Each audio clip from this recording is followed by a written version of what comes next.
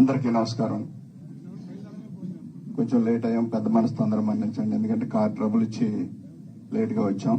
వేదిక మీద ఉన్న పెద్దలు, ఈ కార్యక్రమానికి ఆహ్వానించిన మన్న కాశీ మహేష్ రెడ్డికి ధన్యవాదాలు తెలుపుతూ, 2 సంవత్సరాల పాలనలో టీడీపీ చేసిన అరాచకం మరో బీహార్ను దాటిపోయిందని చెప్తా ఉన్నారు రాష్ట్ర ప్రజలు. దేశం అంతా కూడా మనం పెద్దగా చెప్పాల్సిన అవసరం లేకుండా ఒక విషయం ఏంటంటే, జగన్మోహన్ రెడ్డి గారి హయాంలో పోలీసు వ్యవస్థ పనితీరుకి దేశం మొత్తం కూడా ఏపీ వైపు చూస్తూ, మరి సెంట్రల్ గవర్నమెంట్ ప్రకటించిన దాంట్లో ఏపీ మొదటి స్థానంలో పోను ఉన్నతాధికారులకు, పోలీసులందరికీ కూడా మరి దాదాపుగా 10 అవార్డులు గెలుచుకున్నారు. పోలీసు వ్యవస్థ అంతా కూడా అంతా పద్ధతిగా నిబద్ధతతో పనిచేశారని.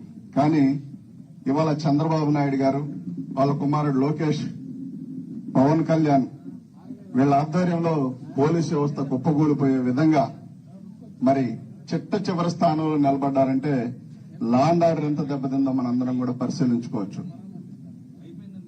ఎవరైనా ప్రశ్నిస్తే కేసులు, ఎవరైనా మాట్లాడితే కేసులు, ఎక్కువగా గట్టిగా ప్రశ్నిస్తే కొట్టడం, తిట్టడం, చంపడం, నరకడం, ఇదే పాలసీలో మరి ముందుకు కొనసాగుతా ఉన్నారు. వాళ్ళకున్న ధీమాలు ఏంటంటే, మేమందరం కలిసి ఉంటాం కాబట్టి మళ్లీ అవకాశం మా చేతికి వచ్చింది, అయినప్పటికీ మా వాళ్ళకి మేము మేలు చేస్తే, ఇప్పుడు వచ్చిన ఓటింగ్ శాతానికి మేలు చేస్తే ఖచ్చితంగా మేము మళ్లీ అధికారం చేపడతాం కాబట్టి వైఎస్ఆర్సీపీ అనే పార్టీని నాశనం చేయాలనే కాన్సెప్ట్ ఏదైతే పెట్టుకున్నారో అదంతా కూడా చాలా తప్పుడు ఆలోచన.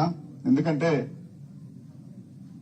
అరాకొరా తెలుసో తెలియకో జరిగిన తప్పులు జరిగినప్పుడే మరి జగన్మోహన్ రెడ్డి గారికి వ్యతిరేకంగా ఓట్లేసిన వాళ్ళు ఉన్నారు. మరి 20 సంవత్సరాలు 25 సంవత్సరాలు ముఖ్యమంత్రిగా ఉన్న వ్యక్తి, ఈ రాష్ట్రానికి ముఖ్యమంత్రిగా ఉన్న వ్యక్తి చంద్రబాబు నాయుడు గారు. మరి ఆయన పాలన చూస్తే మనకేదన్నా గుర్తుకొస్తా ఉంటదంటే ఏమీ గుర్తు రాకపోగా ప్రజలను మోసగించడం తప్ప, ప్రజలను చేతగాని వాళ్ళ కింద చూసి ఓట్లేసేదాకా అవకాశం చేజెక్కించుకొని ఓట్లేసిన తర్వాత ప్రజల్ని అడుక్కు తినే వాళ్ళ కింద చూడాలనే భావంతో ఆయన ఎప్పుడు ఉంటా ఉన్నారు. కాబట్టి ఏదైతే ఇవాళ ఈ దుర్మార్గానికి తెరలేపి మందా సాల్మన్ గారిని అత్యంత దారుణంగా కొట్టి చనిపోయిన వ్యక్తి మీద కేసు పెట్టారంటే మనం ఇంకా పెద్దగా చెప్పుకోవాల్సిన అవసరం లేదు. కాబట్టి ఇలాంటి సందర్భంలో నోట్లలో ఉన్న జాతీయవాదులు, మానవతావాదులు, కులవాదులు అందరూ కూడా ఏకమై దీన్ని ఖండించి మరి ఈ రాష్ట్రాన్ని ఇలాంటి నీచమైన రాజకీయాల నుంచి, దుర్మార్గమైన పాలన నుంచి కాపాడాల్సిన బాధ్యత మనందరిపైన ఉంది. కాబట్టి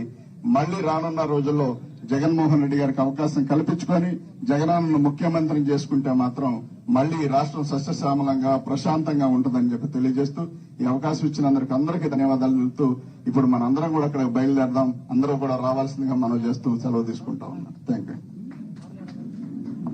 థ్యాంక్ యూ. అందరు విలేకరులు అందరూ